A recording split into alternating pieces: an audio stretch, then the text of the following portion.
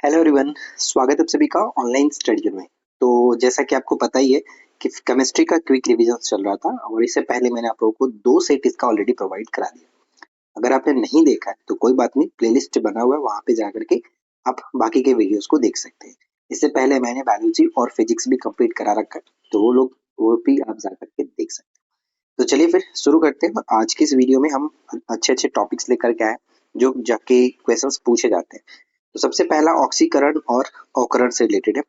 तो देखिए क्या क्या क्वेश्चंस पूछे जाते हैं। इनको तो डायरेक्ट आपको याद रखना ही है क्योंकि ये डायरेक्ट हिट करते हैं। सबसे पहला प्रश्न ये आता है कि वे अभिक्रियाएं जिनमें पदार्थ ऑक्सीजन या फिर विद्युत ऋणात्मक तत्वों के संयोग करता है उसे हम लोग ऑक्सीकरण कहते हैं। यानी जिसमें पदार्थ ऑक्सीजन या फिर विद्युत ऋणात्मक तत्वों से संयोग करता है उसे ऑक्सीकरण कहते हैं। लोहे पर जंग लगना, चांदी पर काली परत या फिर तांबे पर हरी परत चढ़ना, ये ऑक्सीकरण का उदाहरण माना जाता है। और कई बार ये क्वेश्चन डायरेक्ट पूछा भी गया कि चांदी पर काली परत चढ़ना ये निम्नलिखित में से किसका कारण हो सकता है? तो ऑक्सीकरण का कारण होता है। तत्व या फिर यौगिक द्वारा रासायनिक अभिक्रिया में इलेक्ट्रॉन त्यागने की प्रक्रिया को ऑक्सीकरण कहते हैं, यानी ऑक्सीडेशन कहते हैं। इलेक्ट्रॉन त्यागने की प्रक्रिया, अगर एक इलेक्ट्रॉन त्यागता है तो उस पर एक पॉजिटिव चार्ज चढ़ता है, ये ध्यान रखिएगा। ठीक है। तत्व या फिर यौगिक रासायनिक अभिक्रिया में इलेक्ट्रॉन ग्रहण करते हैं तो उसमें क्या होता है? एक निगेटिव चार्ज होता है। अवकरण या फिर अपचयन उसको कहते हैं, रिडक्शन की अभिक्रिया कहा जाता है। नेक्स्ट आता है कि पुरानी किताबों का जो कागज होता है वो भूरा हो जाता है। जनरली आपने देखा होगा, अगर बहुत पुराना अगर आपने बुक्स देखा होगा तो वो पीले टाइप का दिखता है, थोड़ा सा भूरा टाइप का दिखता है। तो वो सेलुलोज के अवकरण के कारण होता है। सेलुलोज के अवकरण के कारण होता है। जब एक पदार्थ इलेक्ट्रॉन का त्याग करता है तभी उसे दूसरा ग्रहण करता है, तो ऐसी अभिक्रिया को हम लोग रेडॉक्स अभिक्रिया कहते हैं। ठीक है, रेडॉक्स अभिक्रिया। जंग लगना एक प्रकार का रेडॉक्स अभिक्रिया का उदाहरण है। और श्वसन में शर्करा का क्या होता है? ऑक्सीकरण होता है। और श्वसन क्रिया का निर्माण होता है ऊर्जा का। श्वसन क्रिया में निर्माण होता है ऊर्जा का। तो ये ऑक्सीकरण और अवकरण से रिलेटेड क्वेश्चन थे। अब चलिए बात करते हैं धातुएं एवं उनके गुण।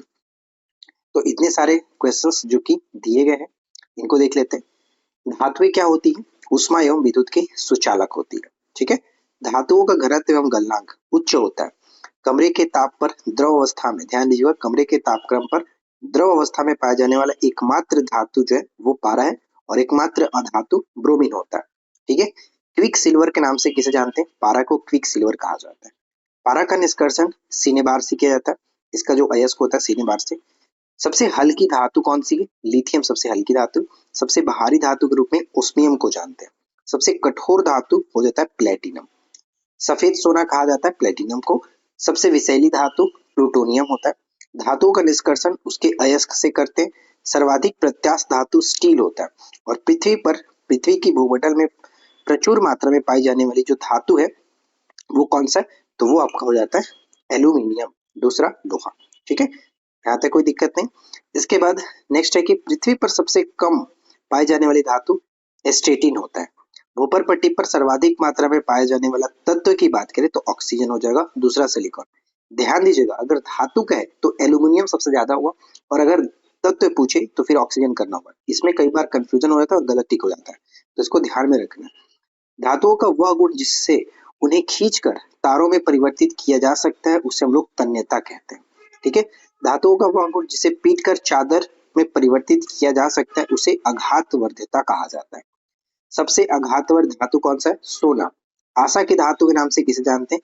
यूरेनियम को कहा जाता है। भय की धातु प्लूटोनियम को कहते हैं और भविष्य का धातु टाइटेनियम को कहा जाता है। तो ये तीनों अच्छे से याद रखिए, पूछा जाता है। इसके बाद नेक्स्ट है कि चाकू से आसानी से काटे जा सकने वाली धातु कौन कौन सी है, क्योंकि यहाँ पे कई बार एमसीक्यू पूछा गया है।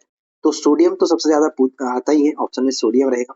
साथ ही साथ इनके अलावा अगर ऑप्शन में ये भी दिखे तो लिथियम और पोटेशियम, ये तीनों ऐसी धातुएं हैं जिन्हें चाकू से भी आसानी से काटा जा सकता है। तो ये तीनों याद रखिएगा। कभी कभी ऑप्शन में तीनों देख करके ऑप्शन डी भी रहता है कि उपरोक्त सभी, तो वहां पे सिर्फ और सिर्फ सोडियम टिक करके मत चले जाना, ध्यान रखना है। ठीक है। सोडियम की अधिकता से रक्तचाप बढ़ता है। ठीक है, रक्तचाप बढ़ता है। सोडियम का परमाणु क्रमांक 11 होता है। सोडियम की खोज हम्फ्री डेवी ने 1807 में किया था। सोडियम का संग्रहण करना पड़ता है मिट्टी के तेल में, क्योंकि ये बहुत ही अभिक्रियाशील होता है, बाहर निकालते हैं, अगर केरोसिन तेल से बाहर रखा जाएगा तो हवा के साथ ये जस्ट अभिक्रिया करके जलने लगता है, इसलिए इसको मिट्टी के तेल में यानी केरोसिन तेल में रखा जाता है। सोडियम को जल में डालने पर कौन सी गैस मुक्त होती है? हाइड्रोजन गैस मुक्त होती है। नेक्स्ट आता है कि पनडुब्बी जहाजों तथा अस्पताल आदि की बंद हवा को शुद्ध करने में इस्तेमाल किया जाता है सोडियम पेरोक्साइड का। सोडियम पेरोक्साइड का, यहाँ तक कोई दिक्कत नहीं। अगर आप लोग को वीडियो पसंद आ रहा हो तो प्लीज वीडियो को लाइक एंड शेयर जरूर करना। नेक्स्ट आता है कि सोना एवं चांदी से रिलेटेड क्या क्या क्वेश्चंस बनते हैं। जैसे धातुओं का राजा कहा जाता है सोना को। शुद्ध सोना 24 कैरेट का होता है। आभूषण बनाया जाता है 22 कैरेट सोने से। 18 कैरेट सोने में शुद्ध सोना कितना परसेंट? तो 75% होता है। कृत्रिम सोना कहलाता है रोल्ड गोल्ड। ठीक है, कृत्रिम सोना को रोल्ड गोल्ड कहा जाता है। रोल्ड गोल्ड धातु जो रोल्ड गोल्ड है वो मिश्रण होता है किसका किसका? तो तांबा और एल्यूमिनियम का मिश्रण होता है रोल्ड गोल्ड। सोने के आभूषण बनाते समय उसे कठोर बनाने के लिए उसमें मिलाया जाता है तांबे की मात्रा मिलाई जाती है। सोना का लैटिन नाम ओरम होता है, ओरम। ठीक है, झूठा सोना या फिर बेवकूफों का सोना कहलाता है आयरन सल्फाइड या फिर आयरन पायराइड्स। ठीक है, सोने को घोला जा सकता है एक्वारेजिया में, यानी कि सल्फ्यूरिक तथा नाइट्रिक एसिड के मिश्रण को एक्वारेजिया कहा जाता है। चांदी का लैटिन नाम अर्जेंटिनम होता है। विद्युत एवं ऊष्मा का सर्वोच्च चालक होता है वो है चांदी। और साथ ही साथ नेक्स्ट प्रश्न है कि ऊष्मा का न्यूनतम चालक कौन होता है? तो सीसा जो है ऊष्मा का न्यूनतम चालक माना जाता है। नेक्स्ट आता है कि हॉर्न सिल्वर किसे कहते हैं? हॉर्न सिल्वर सिल्वर क्लोराइड को कहा जाता है। कृत्रिम वर्षा के लिए उपयोग में लाया जाता है सिल्वर आयोडाइड। ये भी प्रश्न बहुत बार पूछा गया, इसको याद रखिएगा, सिल्वर आयोडाइड। मतदान के समय मतदाताओं की उंगली पर जो निशान लगाया जाता है वो है सिल्वर नाइट्रेट होता है, सिल्वर नाइट्रेट। कागज पर पुरानी उंगलियों के चिन्हों को किससे विकसित किया जा सकता है? तो सिल्वर नाइट्रेट के घोल से। सोना एवं चांदी के शुद्धिकरण में प्रयोग किया जाता है नाइट्रिक अम्ल HNO3। इसके बाद नेक्स्ट प्रश्न आता है कि चांदी की सतह को काला कर देती है। अच्छा, यहाँ पे देखिए ओजोन जो गैस लिखा गया ये थोड़ा सा मिस्टेक है, क्योंकि ओजोन गैस तो ऐसा होता नहीं है। वायुमंडल में उपस्थित ऑक्सीजन के साथ सिल्वर की जो अभिक्रिया के कारण जो है सिल्वर ऑक्साइड का रंग काला हो जाता है। एक समय के अंतराल के बाद क्या होता है कि वायुमंडलीय हवा में मौजूद ऑक्सीजन और हाइड्रोजन सल्फाइड के संपर्क में आने पर ये सिल्वर सल्फाइड का निर्माण करते हैं। तो यहाँ पे ओजोन गैस का तो कोई लेना देना नहीं है, ये थोड़ा सा मिस्टेक है, यहाँ पे मिसप्रिंट है, तो ये ध्यान रखिएगा। चलिए नेक्स्ट प्रश्न पे आते हैं और अगला प्रश्न देखते हैं क्या कह रहा है। अब देखिए नेक्स्ट जो प्रश्न आता है कि अधातुएं एवं उनके गुण से रिलेटेड।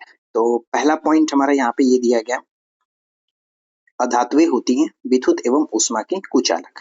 लेकिन यहाँ पे ग्रेफाइट अपवाद में दिया गया, क्योंकि ग्रेफाइट ऊष्मा और विद्युत दोनों के ये सुचालक होता है, तो यहाँ पे इसलिए इसको ग्रेफाइट को अपवाद में रखा गया। कमरे के ताप पर द्रव अवस्था में पाए जाने वाले एकमात्र अधातु कौन है? ऊपर हमने देखा था धातु जो कि पारा होता है, लेकिन अधातु पूछा जाए तो वो है ब्रोमीन। पीड़ानाशक के रूप में इस्तेमाल किया जाता है ब्रोमीन का। ठोस वाष्पशील अधातु होता है आयोडीन। किस अधातु में धातुई चमक पाई जाती है? आयोडीन में।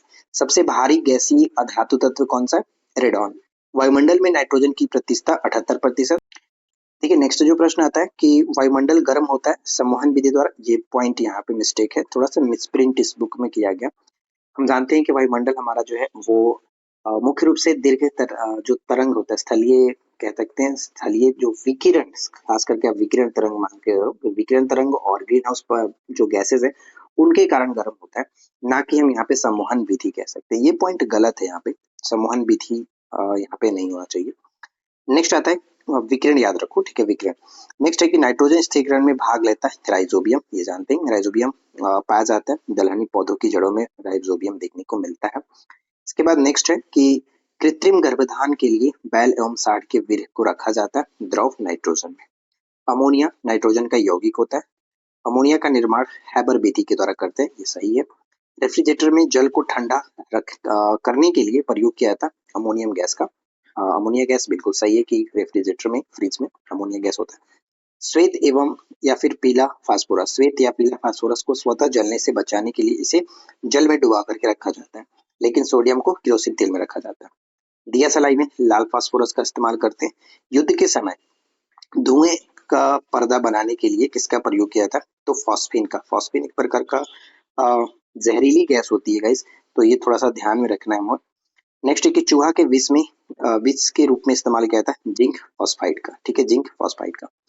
तो कुल मिलाकर के आज हमारे पास इतने सारे क्वेश्चंस थे। मतलब जो भी टॉपिक्स हमने लिए उससे इतने सारे क्वेश्चंस पूछे जाते हैं और ये सभी क्वेश्चंस इंपॉर्टेंट है क्योंकि कहीं ना कहीं हमेशा पेपर में आपको देखने को मिलता रहता है।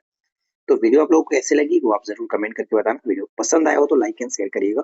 चैनल पे पहली बार सब्सक्राइब करके नोटिफिकेशन बेल आइकन को ऑल पे सेट कर लीजिए। तो मिलते हैं नेक्स्ट वीडियो में नए टॉपिक के साथ। Thanks for watching, keep keep learning, have a good day.